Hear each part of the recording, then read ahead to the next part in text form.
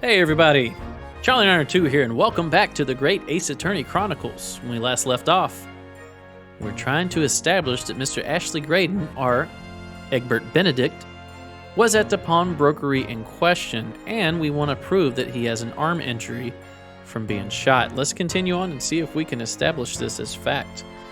At no point have I denied the fact, and he's referring to being in the pawnbrokery. I merely entered the shop to peruse the articles on sale and have a word with the broker. Nothing more. Come on, Gregson. This makes no sense. I understand why Mr. Graydon might be trying to cover his tracks. But why would Gregson be trying to avoid giving testimony about what happened? That's all he's going to say on the matter, is it? What do you think, Bruno? I think he has no intention of telling us anything. He's well aware that the less he says, the less chance he has of giving himself away. The complete opposite of Hurley, then. He seems to think that the more he says, the better. Well, at least I managed to prize a little more information from the witness's lips. All thanks to the Skulkin brothers. Yes, they were the key to it after all. So he says they had nothing to do with Windy Banks. Well, we know that's not true. Perhaps now would be a good time to have a proper look through the court record. Good idea. You never know what tiny scrap of information could become a valuable weapon. Alright, let's look. I'm not going to present now, I'm just going to look. So armband, nothing. Pawnbroker ticket. This was for what? One small box. Gina's representation papers. Paperwork signed by Gina to put me in charge. Pawnbroker's ticket coat. Blood is Mr. Mason's. Right, that's the coat. Blood samples. Iris's manuscript. McGilded case notes. Victim.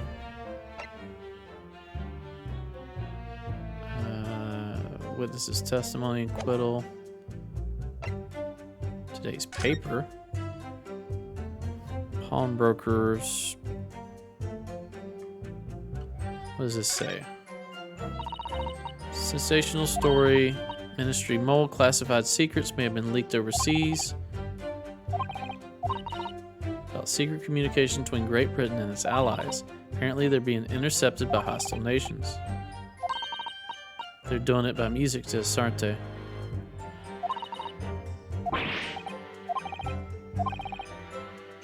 Yeah, that's what this is. Okay, we gotta prove that somehow. Autopsy report. I'm seeing photograph, guns, photograph of Gina. The disc. Solmes's pouch and the third bullet. How do we prove he was there? They said even a tiny scrap of evidence. Representation papers? No. Pawnbroker's ticket for the coat and the box. And this is just the pictures of the cat, right? Yeah. Cat picture. Blood. That doesn't really help us because they said they won't accept the blood. Iris's manuscript. Does it really not say anything other than the title? Not reading this because we read this before.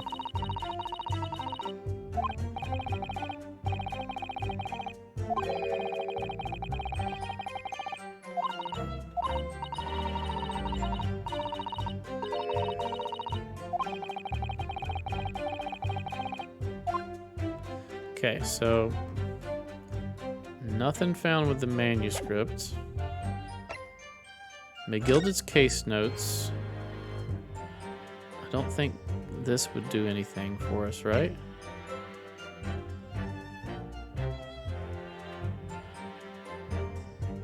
Twiddle,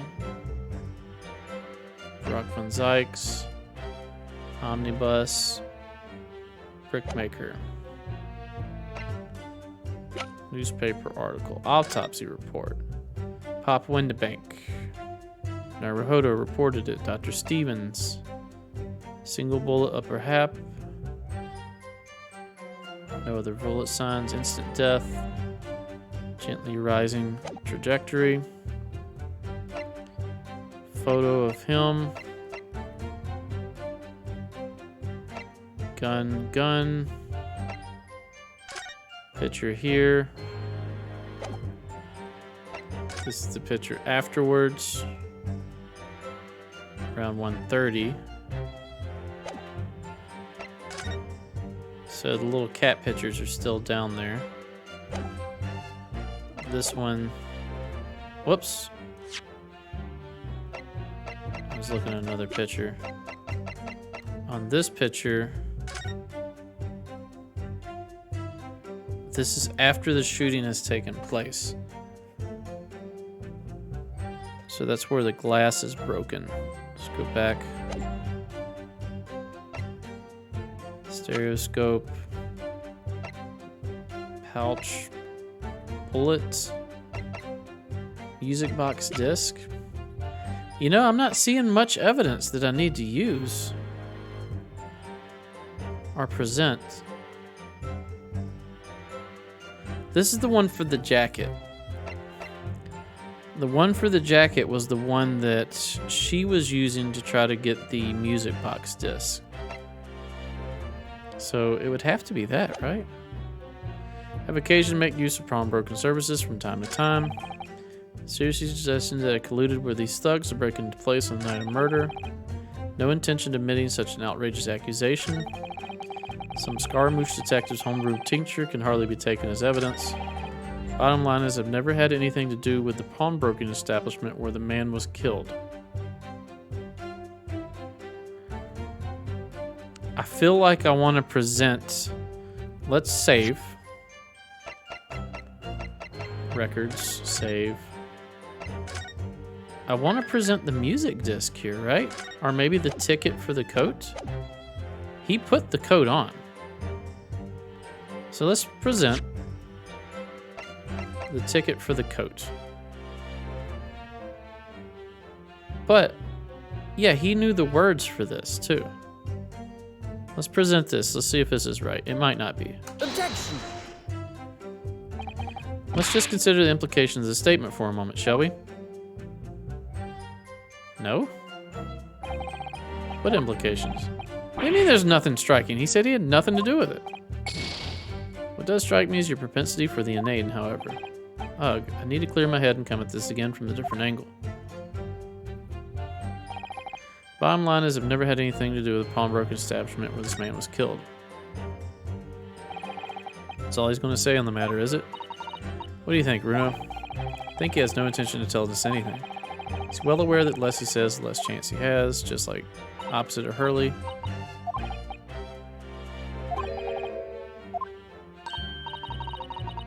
Skulkin brothers were the key.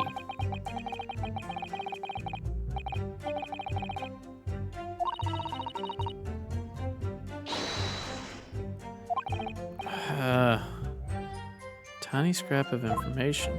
Court record. Naturally, I have occasion to make use of pawnbroking services from time to time. What else could be in the court record?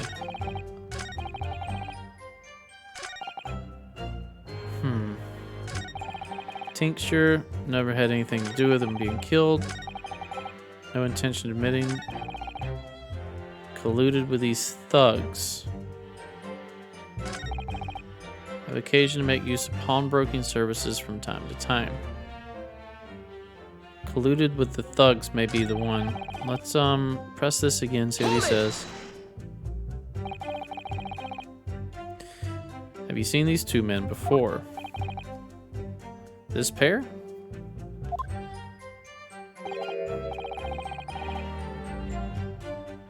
No, I don't associate with criminals. Said by a man who introduced himself as Egbert Benedict. like to know who I have to thank for this. Who made this outlandish accusation? I did. It's a farce. Whose idea was it to permit an outsider to work in British court anyway? Well, needless to say. Okay, so can we approve that he is associated with these criminals in some way? I'm really struggling here to see how we got to put this together. Redemption ticket didn't seem to work. The gilded case notes. This has to come into point at some point. Mason, brickmaker, Naruhodo.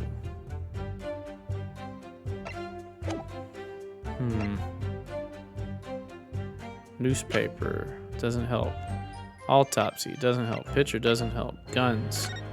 Is there, now that we know his name, is there initials engraved on the gun? Skulkin Brothers gun. Not seeing any initials or anything here. Photograph of Gina.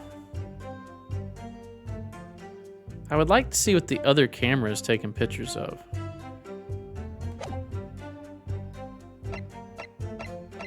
I'm not seeing any differences other than the glass there. Stereoscope, no point in using that. It's gotta be the disc? Or the bullet?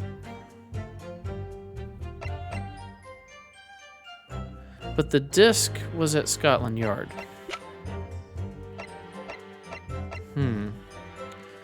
This is a tough one. Let's see if we can figure it out.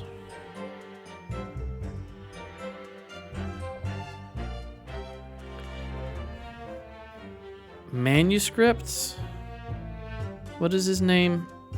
It's like AG is what it starts with, right? AG. Huh. Trying to think of what we even need to be looking for.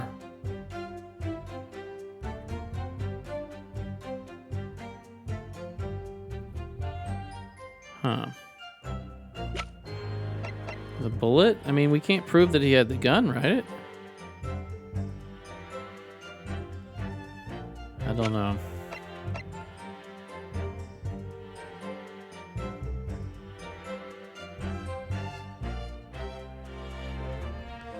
Well, we tried the ticket. Maybe instead of the ticket, let's try the disc. But I feel like they should both do the same thing. But I'm really at a loss. I can't think of anything else that would make any kind of sense here. So we'll go with disc. Let's present that. Objection. Have you ever seen this disc before, Mr. Graydon? Oh. Okay, so this is it. The judge didn't interject this time. Why? Is it supposed to mean something? This disc was, until the day of his murder, in pawn in Mr. Windibank's shop. It was redeemed by the defendant, Miss Gina Lestrade, that afternoon. However, somebody mysteriously appeared to try to take it from her. And that somebody was you, of course. Wasn't it, Mr. Graydon? Graydon. I forgot. Ashley Graydon. As I've reiterated numerous times now, you are mistaken. That was not me. I never seen that disc before in my life. It may have escaped your notice, but there is a small smear of blood on the disc. Ah yes, resulting from an abrasion of the thumb, perhaps. That's right. The surface of the disc is covered in hundreds of tiny metal bumps. In the skirmish to acquire the disc, the thumb of the person who tried to take it suffered minor lacerations. So, while the disc bears the remnants of that skirmish in the form of the smear of blood, the thumb of the person in question must bear the remnants also, in the form of a scratch. Good gracious, indeed it must. Mr. Graydon, you refused to allow the court officer to examine your arm before. Are you now going to refuse to allow us to examine your thumb? The because I have no doubt that it bears a small scratch consistent with the smear of blood on this disc. Well, well. It would seem I underestimated you. What is the meaning of this? Have we cracked it open with just that disc? So you admit it now.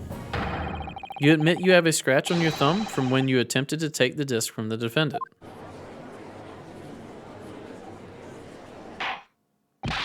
Order, order. Well, Mr. Graydon, it would appear there has been something of a misunderstanding here. I did not attempt to take the disc as you put it. No, quite the reverse. What are you trying to say? It's really quite simple, you see. The disc was mine from the outset. Is there some crime in taking an item that you own out of pawn? What? It would seem, Mr. Graydon, that in this piece of evidence, my learned friend has established a link between yourself and the incident. Accordingly, you will tell the court everything you know about this disc now. As you wish. Though I'm quite sure it has nothing whatsoever to do with the pawnbroker's murder.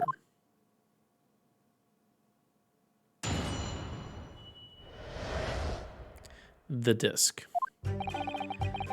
There's a note on the disc saying for McGilded, but the item belongs to me.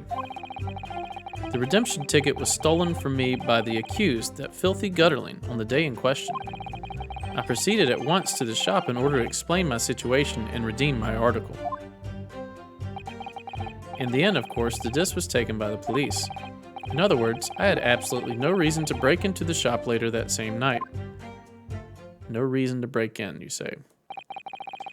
Did I hear you correctly, sir?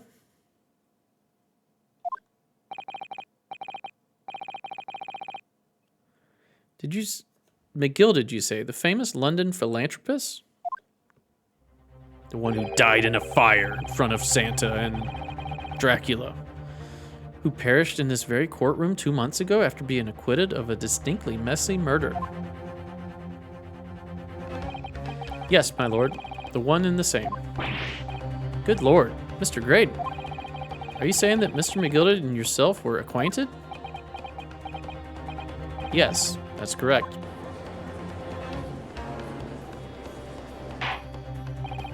Order. Well, certainly didn't expect to hear that name uttered here in my courtroom again. According to what Gina told us, this disc was placed in pawn on that fateful night 2 months ago. McGilded himself gave instructions to deposit it at Windybank's.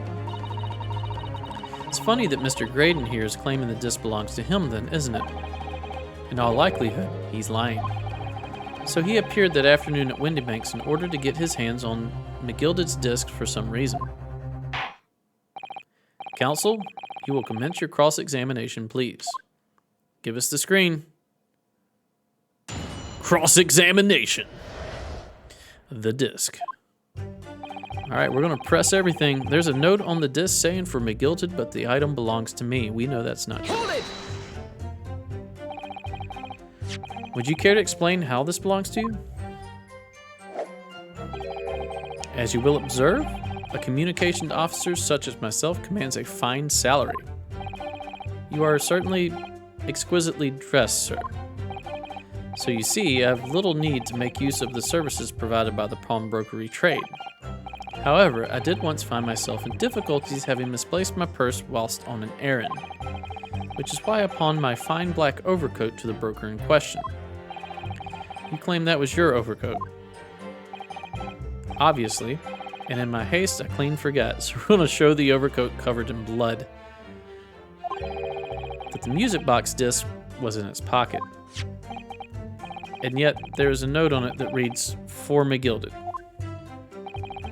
I am a collector of rare and unusual music box music. I first met Mr. McGilded at a gentleman's club, you say, in the city, and was interested to discover that he shares my penchant in that area. So the disc in question, it's a pre-production sample. I promised to let Mr. McGilded hear it. But then you forgot that it was in the pocket of the overcoat that you were forced to pawn. Yes, exactly. Gina didn't mention any of that in her testimony 2 months ago, did she? No, because Mr. McGilded had threatened her to keep her mouth shut. Which means that if we dig too deeply here, it's going to expose Gina's perjury. Oh dear, this is complicated, isn't it? Let's leave it alone for the time being. The redemption ticket was stolen from me by the accused, that filthy gutterling, on the day in question. Press. Hold it! So you're saying that Miss Lestrade lifted the ticket from your pocket or bag? That's right. Despite being mindful of danger when walking in the insalubrious areas her kind frequent. Insalubrious? Objection! Miss Lestrade did no such thing. Well, of course, you would take that stance, but the girl is a regular offender. You came to the pawnbrokery that day prepared with all the information you needed to identify the defendant. You were looking for her. That's what brought you to Windybanks. To get your hands on Mr. McGilded's disc. Objection! My learned friend is a veritable font of nonsense. Nonsense? I concur with the prosecution. Oh my God. Counsel, you will refrain from conjecturing in this way. Is that clear? Yes, my lord. Then I will continue with my testimony for what possible use it can be. I proceeded at once to the shop in order to explain my situation and redeem my article. Press. Hold it! Had you ever been to Windybanks before? Only once, for the purposes of pawning something. But like many, I enjoy browsing in such establishments. So when you noticed that the pickpocket had taken your ticket, you chased after her. Is that correct? Yes, that's right. I didn't notice at first, of course, such is the art of the pick purse. But when I did, I headed to the pawnbrokery at once in order to reclaim my coat before the thief could. I was merely trying to recover what was rightfully mine in the first place. Alright, he can say what he likes because he knows we have no evidence to contradict him on this. In the end, of course, the disc was taken by the police. Hold it! I mean, I don't even see how we're going to press this. It was taken by the police. Yes, it was taken by Inspector Gregson here, wasn't it? That's right. This was the very man. Apparently, the police are collecting anything that has a connection to Mr. McGilded as evidence. Oh, that's a soft spot. Excuse me! Tell us more about that, Gregsy. Is something wrong, Inspector? What do you mean? Does this have to do with a very big thing you were investigating? The last remark Mr. Graydon made in his testimony seemed to trouble you in some way. No, it didn't. It's nothing. Leave it alone. Let me ask you this, Inspector. Why is Scotland Yard gathering Mr. McGilded's possessions? I can't tell you something like that, Sunshine. What is it, Inspector? Investigative secrets? Yes, exactly. You should know all about that. You should know all about that? Why are you saying that? Magnus McGilded, who died so unexpectedly after his trial 2 months ago. A man renowned throughout the capital for his great contributions to public life, yet he had a dark side too. Where are you going with this, Van Zykes? I suppose the police are dealing with the aftermath of his nefarious activities, are they? That's enough. Coppers like me have duties to carry out when we're not at liberty to talk about. That we're not at liberty to talk about. That's all you need to know. Duties conferred by Lord Strongheart, I presume. The Lord Chief Justice appears to have great faith in you, Inspector. Uh-oh, music faded out. The bottom line is, if you want to get more out of me, you're going to need Lord Strongheart's paw print first. What's all this about? It's like there's something going on between Gregson and Lord Van Zykes here. Well, it would appear that the inspector has revealed all he is at liberty to reveal. Mr. Graydon, let us return to your testimony.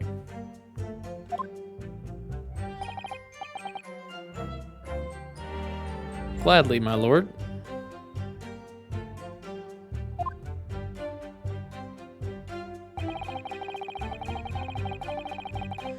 In other words, I had absolutely no reason to break into the shop later that same night. Oh, we haven't pressed this one, have we? Hold it! Perhaps you've seen something of value among the forfeited items. No, not at all. Okay, I know what this one is. A valuer was brought in by the police to assess everything in the shop. Without exception, every article on the shelves was common or garden bric-a-brac. In that case, it's clear that you broke into the shop later that day in order to recover Mr. McGilded's disc. No, that wouldn't make sense because the disc wasn't there. Have you not been listening, man? Even if I had wanted to recover the disc, you may recall that it had been seized by the police. No, he wanted the box. There's no more in the shop that night than I. As I keep saying, I simply had no reason to break in. So there was nothing of Mrs. McGilded's left in the shop that night. Nothing this man might have been. Yeah, the box. I wonder if that's really true. Bruno, if you have some evidence, then let him have it. I'm dying to see that irritatingly assured expression of his crumble. Yeah, we do. McGilded slipped the disc into his coat pocket and had it deposited at Windibank's. Then, when he realized he was going to be arrested on suspicion of the omnibus murder, he threatened Gina and forced her to take the redemption ticket. There's no doubt about it. That witness is lying through his pearly white teeth. The police were obviously after anything left behind McGilded as well. That's why Inspector Gregson ended up taking the disc into custody that day. But Gregsy's been very strange about all this. There must be a reason for that, I'm sure. I just don't know what it is. For now, I need to focus on exposing the fact that Mr. Graydon is lying in his testimony. Okay, I know what to do on this one. At least I think I do. No, not this one, not this one, not this one. Here. He said he had no reason. We're going to present, because we presented this to Gregson and said, hey, there's a box that wasn't here. So let's present that. Objection! This disc was deposited at Windibank's on Magnus McGilded's instructions. You knew that, and you went there with the intention of attaining it for yourself. Objection! Conjecture again, and in any case, the disc was taken into custody by the police that afternoon. The witness had no reason to visit the pawnbrokery again that night. Objection! Sorry, my learned friend. Oh, you're bringing it back. That's not true. What? Mr. McGilded had another article in pawn at Windibank's, as this second pawnbroker's ticket proves. Arg. There were two articles belonging to Mr. McGilded in Windibank's pawnbrokery, and the reason you broke into the shop that night was to recover the second one. Together with your two accomplices, the Skulkin brothers. Huh. This is the second ticket, is it? What had the man deposited? The article description reads, one small box. A rather vague description, it seems to me. Are you suggesting that I broke into the pawnbrokery with these clowns in order to steal some trinket box? I believe there are adequate grounds to suspect that you did. This is absurd. Why on earth would I do such a thing? Once the article had been forfeited, I could simply walk into the shop and purchase it. There would be absolutely no need for me to resort to theft. That's a good point. Indeed, the witness makes a solid argument. So that means that for some reason, this Graydon fellow needed the small box that very night. Does it? Objection! It's time to put an end to this nonsense, my lord. Could you be a little less cryptic, Lord Van Zykes? I do hate to ruin my learned friend's argument, but the truth is quite incontrovertible. On the night in question, no small box was taken from Windibank's pawnbrokery. And rest assured, the prosecution can prove it. What? Good gracious. Inspector, show the photographic prints to the court, if you please. Yes, sir. What prints? These prints were taken from one of the detective's security cameras. Hurley's red-handed recorders again.